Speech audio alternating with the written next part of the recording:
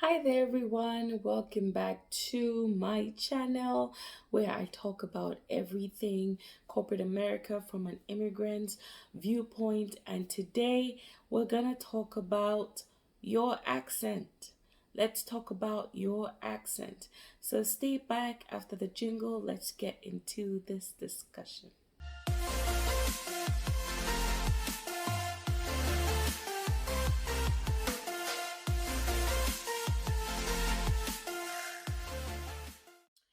Hi guys, welcome back to my channel. Today we're going to be talking about the accent, my accent in corporate America, and how that has really affected a lot of people. How you could own your accent honestly and be determined to rise up in your career. Now, let me say this, everyone has an accent, okay? If a person tells you that they don't have an accent, it's just proof of their ignorance. So, why would you be ashamed of something that everybody has? There should never be the notion that one accent is better than the other. And there should not be a feeling that English as a language is better than any other language. Languages are tools of communication. So just by thinking about it for what it is, you clearly can see that there is no superior or inferior language. I need you to be able to have an understanding of where all these things come from and dismantle some of the strongholds of limiting belief, of inferior belief that we have had for such a long time. If English is not your first language, it does not mean that you are half as intelligent as the person who speaks English as their first language. But when you find yourself in a culture like America, where the primary language is English, you must make the effort to learn the language, the predominant language in the area in which you find yourself, to be able to communicate and live and thrive in that environment. But that's a whole different topic from the topic of owning and accepting your accent. I remember when I just came to America, I could not understand a lot of the things that were spoken to me in the American accent. Quite honestly, I felt like my accent was a betrayer of my value. I felt like because I did not sound American, it meant that I came from an inferior place.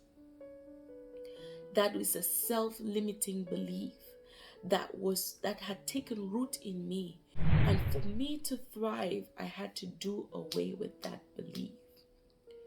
I'm intelligent. I'm confident. I'm bold. I know the value that I bring, even if I do not sound American. When you get on a job in corporate America, it's important for you to own who you are. Your accent is a testament of where you have been, that you have lived in more than one country, that you speak more than one language. If you are ashamed or struggling with your accent, pace yourself. Whenever it's time for you to speak, pace yourself. If you find that you're speaking too fast because you're trying to get over the conversation really quickly, pace yourself.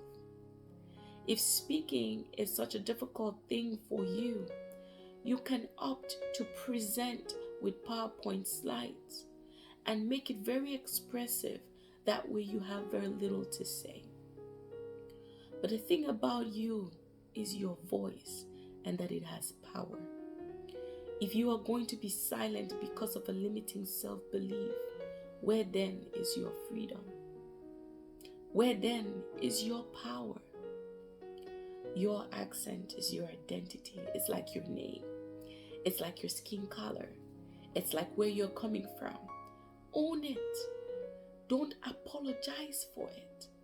Even if you have to repeat what you say 1,000,000 times, repeat it with grace, knowing that this is who you are. Seek to be understood, not to change who you are in your core person. Accents are beautiful. There are people that tell me, "Oh, Estelle, I love your accent." But I had to love my accent first to be able to accept the compliment of my accent. As you embrace your accent, embrace other people's accents, irrespective of where they come from, or how they look, or how they sound, because a person's accent is not indicative of their value. A person's name does not mean that by the reason of that name, they are smart or of more value than you are. At the end of the day, it starts in the mind. What have you believed about your diversity?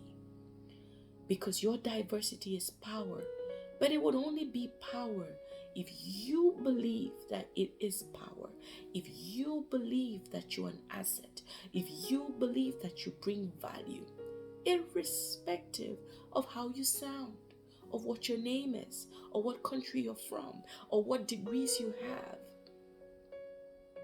In this corporate America experience that we all are in, own and accept your accent.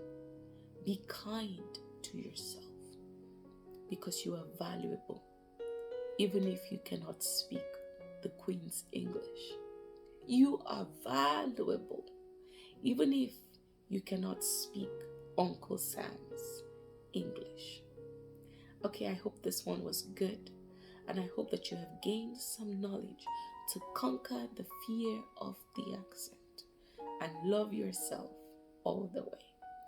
Until next week, you stay blessed, and drop in the comments what you would like for me to talk about. All right, stay well, and God bless you.